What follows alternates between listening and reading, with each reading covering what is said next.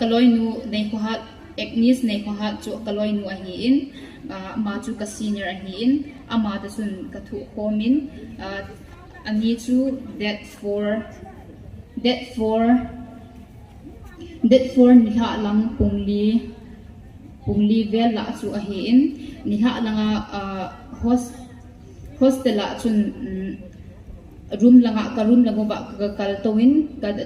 ka document so ka pe chun window a chun wall hang sagi vel ahong thai phai kamu in lampia chu ho chu adi thei ta poi ama ho chu katin zo chun kha in electric post hum a hin hianin chu pha chun khat lang ho chun get a akal gu get a pe ovin offense nga akal gu zong au movin chu pha chun ka hostel leader ho in get a hon pi tawin khomi pi ho zo si chu ahong ki khom tawin hin hostel campus sung ahong lu vin chi chun ke hong chun ka ki chu base in ka upa ka ukhai ka kolin Meilhei te hi ka hostel lu ahong tai ke hi ipi ka ti de ham zong ka het boy ka ti ka zing in jupha chun ka upan zong saving a het point ama in zong call off in ke in zong bowling ka het point kanu ka call in hi la Meilhei ho hong tau be athi ka thi la ka hin zong ka het point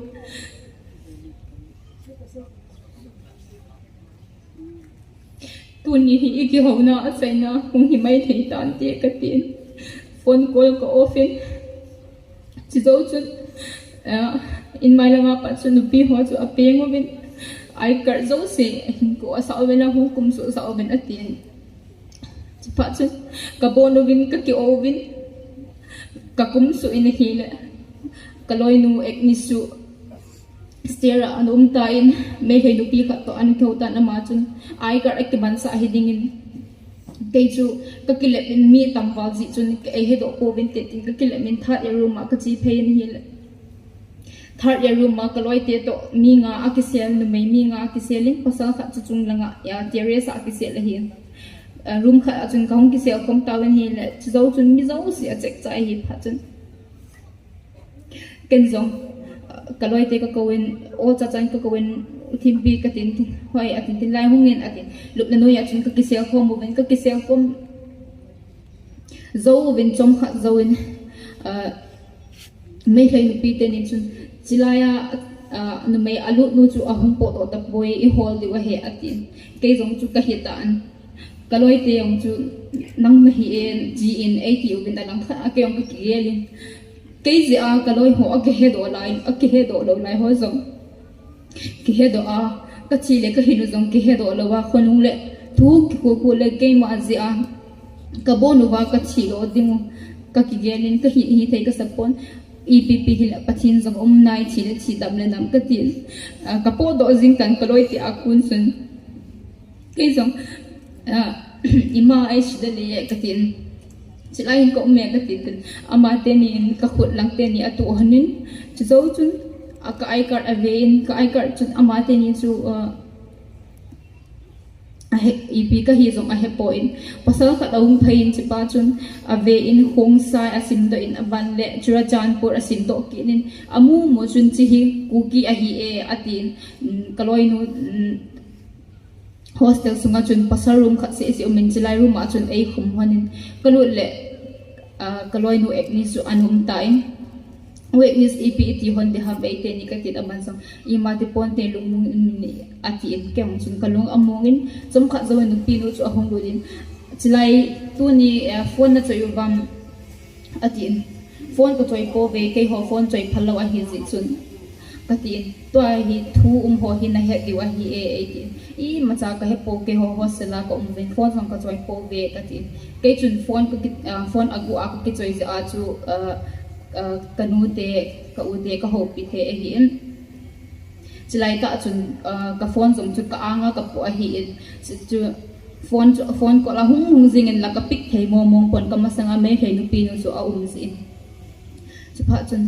dang ho langa mi ten ke ho mi ho asu si du wa abol gen theu wa ke hon zum dang ho chunga hi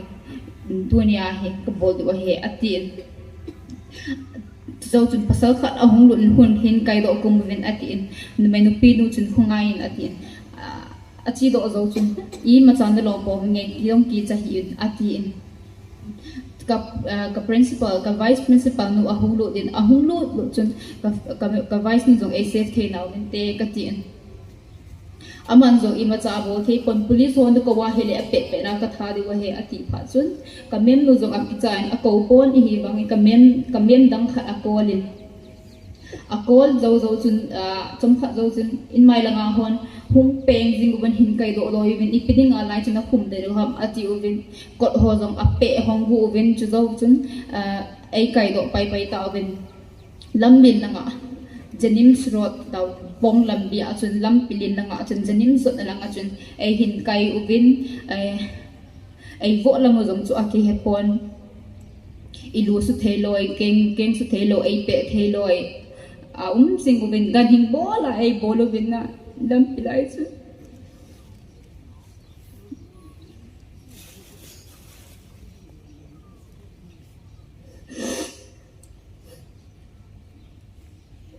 khát về chuyện ít thì bộ ông dùng cái hệ thống na tu là chuyện các số in cái gelin các số rồi hiện lệ các tên nó hiện lệ ấy xin lý mai theo hiện chuyện cái giống chuyện cái hàng sản tiền cái thâu độ kỹ nên nó bị khát nó mà chuyện cái xe nên cái bẹt side bẹt cái bộ in chuyện cái bị atan phát chuyện cái bị trái chuyện ấy vốn lại ở bên sagu ki paya sung ki chuwa bang ji mo na ai vo da ni so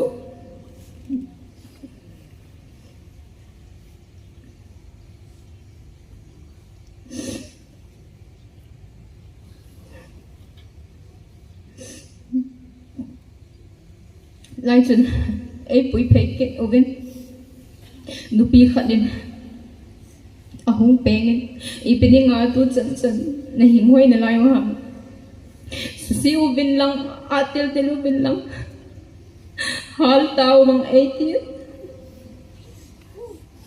kagela hile amazong nume ahin e zong nume kin amanzong chanu ane de ning ahin pu na lungsit na ai nei long hi naga sama ma zingen na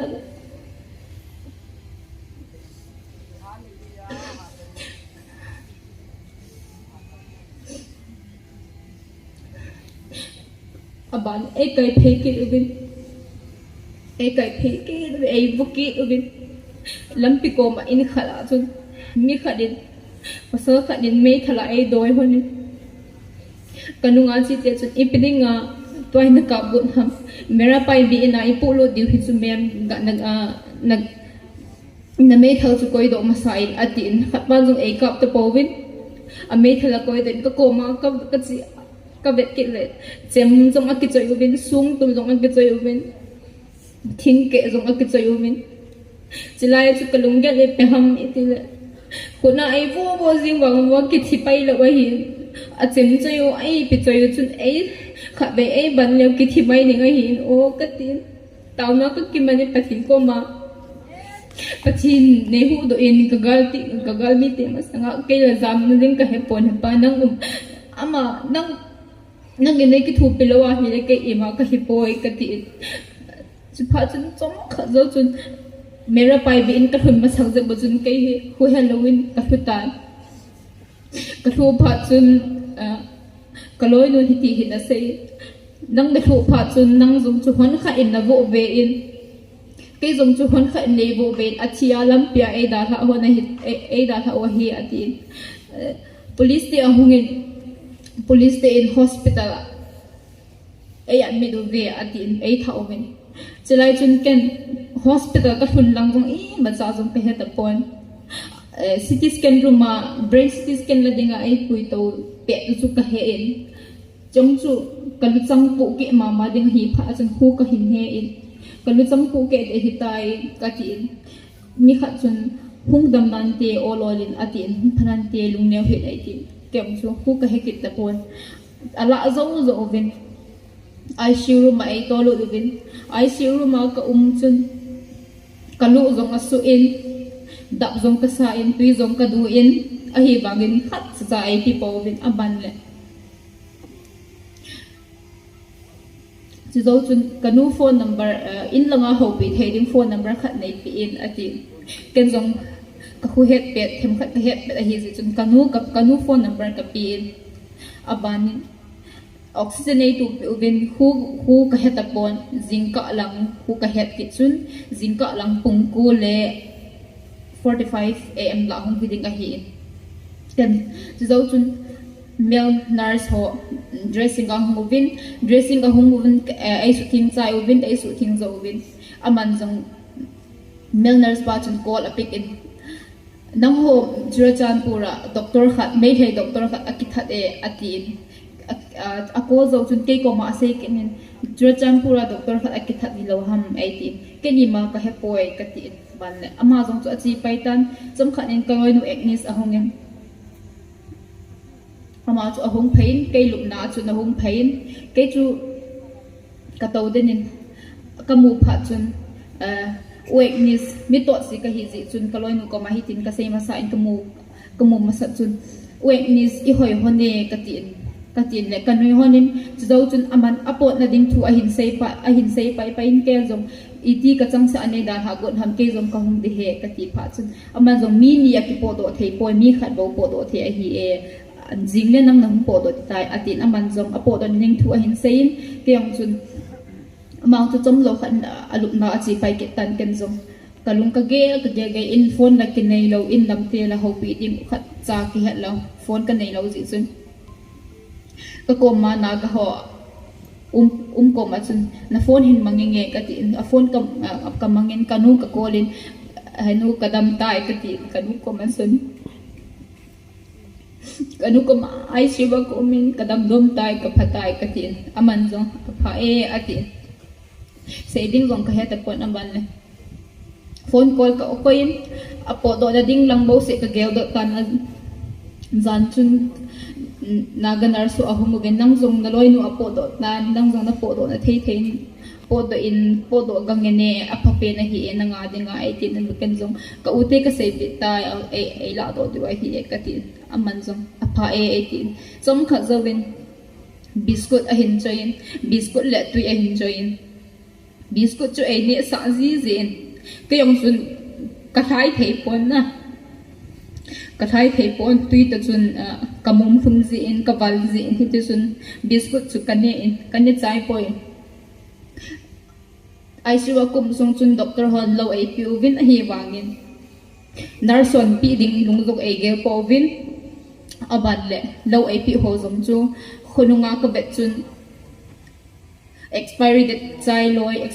ke chai loi jong awomin kaloi nu po do zo chun jing that 6 ni chun ke ka na lain mel nurse ong khelin nurse ong khel pha chun be khe nurse atha ka ahung lu ni amanu chu kalup na lang ahung su ni phone na mi ka ke hodan au min a hi wangin ke lup la lang a hin zo ni phone lim a hin la zo chun a chi pain ji chu kamu a chun ke ka thei ta pon ka in ku te ka kolin kanu ka kol la ki kol do zo lo ka pa ka kol la ki kol do zo lo in ken jong kaloi te khat ka kolin ama ko ma chun ka inu ma chin lang awum pen to ka phone number hin man ka hin call na chun chi number a chun hin call se in ka tin ama jong chom lo kha ina ga chi in ahum thung ka unu to ka ki ho do in me he nun lim hi tin e ka men ka ki chai ko ngam ta boy ka ti in aban ka unun jong po do ding lung ho a hin gelin ka hu uwa army officer kha da min ama chu ka ho pi in ama chun po do ding e hin la do ding thu vai a hin homin ama chun a hin ho bangin army ho a hin solin a hin sola ka hum thun le keum chu ahum movin khat ve doctor pat ipiding ana puido go ham ama hi banga serious ana puido ding le achi ding a hi e ai tin risk na la zo ding go lagam pudo ovin ho poi ati army te jong chun ela do dum ta povin risk ala angam lo ji chun anti chun ka call army te chun u harmon ko ma chun hi chun asai ki de harmon in ke ko ma ni khat ni hospital a lum gan line te 18 kati ase zo zo chun ken zo nangin na se ya hi le ka umbe ngai ka ngai tan te ka ti chu zo chun mi kha e hin kolin e mi kha e hin kolin ama chun hoyan ham 18 ka na hi surgical second floor secure bed number 6 ka hi ka ti aman e hol na hi wangin e hol mu e mu zo pon a hi wangin a last option in army te kha ka phone man pen chu a number chu api in ama chin a hin call army kha a hin call mem hoya lum ham 18 ken so ka sei ma ama chu ka sei ka word um da chu ka sei in aman chom lo kha ka hung de he atin ama lo ka hung ni a hung chu signature akai pain aba ke lu de la ba hin zo din ichi the wai ta 18 ka chi ding ku no ba chun ka blanket ho zong ka van ho zong e gut pi uvin a hi wangin le ground ka chu a hi le ka sendal lo chu a hin head ovin ma zon sendal la 18 sar ken sendal ka nei de poi ka tin le amman zong ho poi hung jing en atin ka chi in wheelchair a 8 pi su ovin max khat le hairnet kha ai tu pi uvin nai chun ka hung su in army ho kom gari kom asan ka hun khalun aman zong ei domin ipina ti ham hi ti analim ei ti in ken ko pau ti halo si chun ka sei the pon ai ba english in ka sei amo ki ka chu ati ho mat mo jing uvin ei mi jinin hospital sunga ko kom pi ho zong chu amo zong chu gari sunga an to do ta ven amo zong e chun ei dom uvin ei apun le jing uvin chom lo kha chun ka chi pai taw in KCC hospital ai thau vin sendal ka nei lo a het pha vin kom ka to kom pi hon sendal chu ai pi vin a gui nei ti a hin ke mo tha ka nei lo a hin sendal gui dong chu ka kai zo pon lam jong ka zo pon amon ai kai tho jing a hin KCC hospital sunga chu general special wa sunga chun ai ko yo vin lai chun ka gi uzin chom lo kha din ka kolin KCC hospital ka suntai ka tin aman jong apha e atin na zinga na flight ticket an ve nge atin aman jong ticket ave in kha se an min tilai chun aman a hin bugen chom lo kha chun gari kha angin ipi gari ham tilai gari hum ji chu ka tin le aman jong airport na chi ji ho puya hum hi e atin keno ka chi pha ai tai ke jong ka one ka pe tai jing ka flight pung khat ai hi e ka tin le amon ka chi in ka chi chun na flight pung izar na chi ji ham tin e dong ken jong pung khat ai hi e ka ti pha chun ai le tu zan chlai min nang jing pung khat ma saben hum tha taw nge atin pe ka room asun ka galu ke nen hi la amon bu en koi pi ve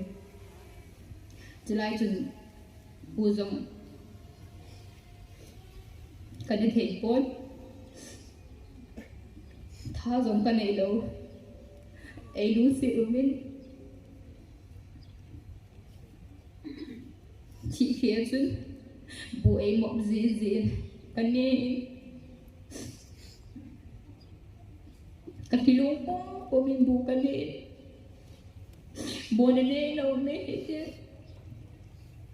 ei vo ba hi ti ai ka jing ka ti gel jong ne kamang ngabang buhay niya sa zo chun law khat ka ne lai chun ka imo pai in jing ka tho chom khat zo chun e hin pui pai taw e hin pui ma sang obe video align video ai la zo vin sang kho thi san ma sen zun pi do chapala airport ka chi ding nunga khat la ngai ngam pot amin jong ka he ta pon ama in sam kho khat le dil khat le side bag khat le bag khat to keng ko pum khat e hin na pi na hin choi pi in chi cheng tu chun airport ka zu in airport na jong airport ka thun na jong chun agyara ka mo lo the pon pass boarding ticket ka nei no si chun army pa chun ai hin bui pin ama chun minutes from me zo in mem na chi the ta 18 pe ka chin get asun get chan chu ai thai naman asunga na poi mo na ngai chat ipi au ma hi zum le nei ko lintin a phone number zum ap zo chun ke on chu airport sunga chun kalut tan kalut lo chun asunga hoi lai pen chu di ham zum ka hen ta pon isu be ho ana umit amon ai ki thopi le ka chung thu ai dong zi umin hit ka ki e ka ki amon no apun na le umin abale de me khat chu ahung thai ke hot ling bet bet kha ahung thai nang ni achi sa pen chu ni hi lo ham ai tin ka chinai poi ka tin ken zong ko na se ham ka tin le pasal kha na se chila tin ko ham amin chu ka tin le mo pham sang atin ka senior te ama chu na ko ho kha a hi in ama chu achi sa ai achi ai ta ati e ti chu la ti ke chu ama ka ki ho pe nu me ka tin cái hộp bia chứ cái chín nay bồi cái gì nó mà nó phải nó đâm mà hết ấy thì tôi bị nó bol ham ấy để khi làm dùng thì cái tai treatment din cái gì phải phải thì cái gì nên ấy thì qua có bên âm hoa rồi ấy đúng không biết trái chun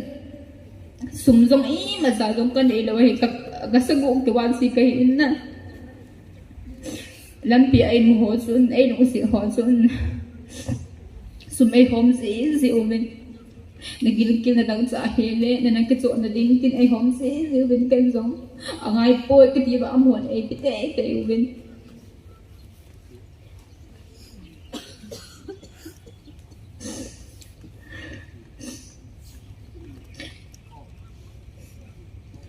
ka flight na sa chu info to Guwahati ahin Guwahati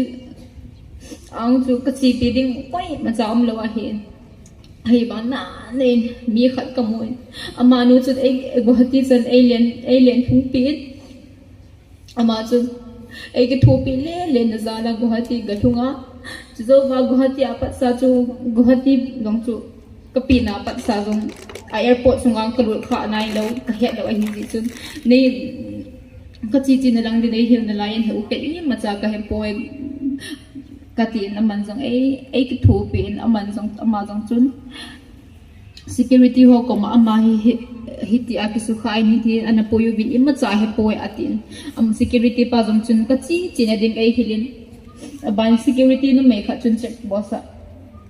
ipinati ham ai tin keng mem Manipur incident na heram katin hinge atin hostel ka daw ba may heroin pasal hoin ay vo ba hiti a ka ka hi to ay dali lang dun ni kai ta katin amazon so ay coin akap zingin panihon sun sila sun ka kap den hanin sampat aloy nung ahungin aloy nung phanante ati mem to hi hoi lai get na hoi lai ka chi jam kai poi nang amun nei hilin ka ti da ban zong get a chun ei ka thain get a chun ei ka thain chai chun get na ka to in e na poi mo ma hi le mi dong ji in 18 ama zong alung akin be sin chom ka to chom khat zawin 8000 ahung kin a phone number hin pin na poi mo a hi le im zo si na hingdoh the he tin a phone number zong ai pi na man zo chun pung ka khat zo chun get number get a hung ki hong tan get a chun ka chi ubin plane sunga ka to tai plane zong chun ka left langa chu kol te khat towin ke alaya to but ka right langa chu Meilhei ho khat towin kol pa chu ipitin na hi ham hi tia hi na mind su kha lom 18 kan zong Meilhei pa ka ki cha da ka sei do ngam lo athuta ka sei do ngam mo lo ka ki cha ba jan sir road accident ka hi e ka mo ti jing ka ki cha be se chun aman no ati hungdam painan te 18 phone ka nei lo ji chun ka unu ka ko sar na phone ka man thi de ham ka tin ka unu ka ko ki ni hi le to hi Guwahati apa de hi zon ning ka hi ta ka ki pan do go ta we ka ti ka unu ka hel e ma zon chun hi nge ana sei pi nge di hi am mo ati a sei pi ta e de hi ka thun o ba chun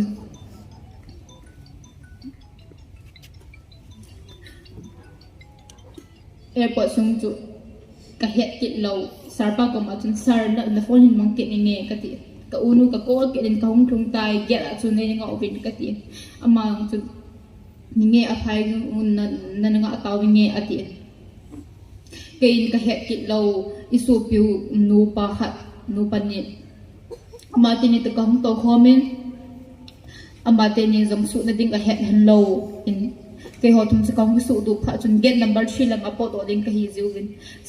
get number 3 jong ka he povin security pa ka do security pan ai ko mo na lang chu ka zo like get number 3 ka su do ovin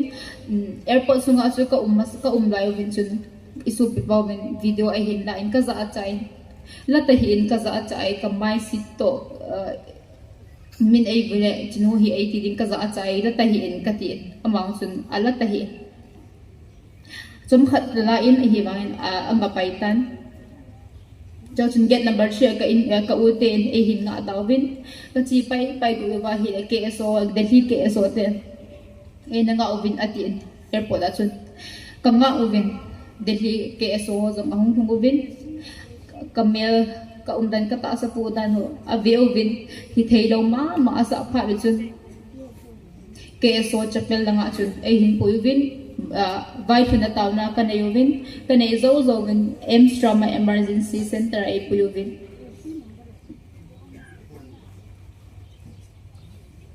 ICU red zone ako umkidin sila chun zam ko ba kay chun I bacha zong kahekik tapon zinka ko tholang chun catheter I pipi ho ay kitupin kayong chun I masake do jun ka sugu kiwin ICU ka lumin ICU po na isi saban tap kasama ba jin ka kitsin na lang chun ku ka hinhen jin ka ahitan chai chun chum kha zo vin teachers lekha hin PV in langa na kizan thewei tai 18 in langa chun ka po do vin den in langa ko ba chu chum kha zo chun kamai ho akim aphathei po in dark ho scar so in zo si aphat thelo phat chun ka gachi ke do vin kamit sunga jong thi san dim sera umin so zo si jong chu aphat thelo phat chun kamit jong chu ka gabet sa in kamit sung jong ka left kamit sung jong hi akke in jong chu doctor nen adenzarin ati ag iden izan dam ba lawa hele aphaloding ahi ati pa chun mit ka gabet sa ovin ni zen pha ga sulu do vin chom kha zo chun lo ka hin ne la kamit lang chu ahum phadom min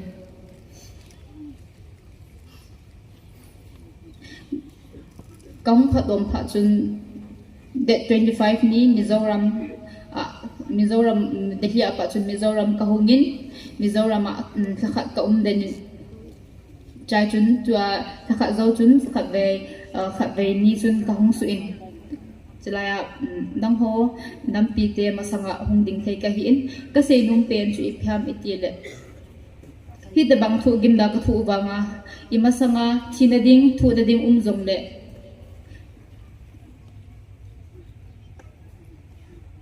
thi chana pang ding ka hi aban le ke ku se hilo ba chilaya lim kita also se hung tho do hen nang a story you say din zong le ke sangai kim ne zo hin lai ding a hi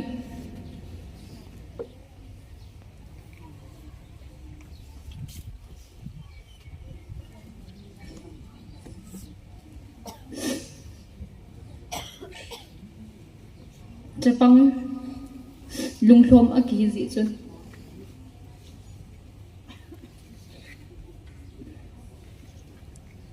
kasay ding bagin zong thu kasay theipon nam pite ngai lu na zala tu nia chilai muna hung ding thei ka hi chu kin sei to dum hin tin ke ma ibon lungnia loba ipan kom jingdiu ti gali zo ta ka obalung ne lo ai pan kom jingdiu ti chu ka hin sei nom hin tin tu ga ke man ka phai chen chai tam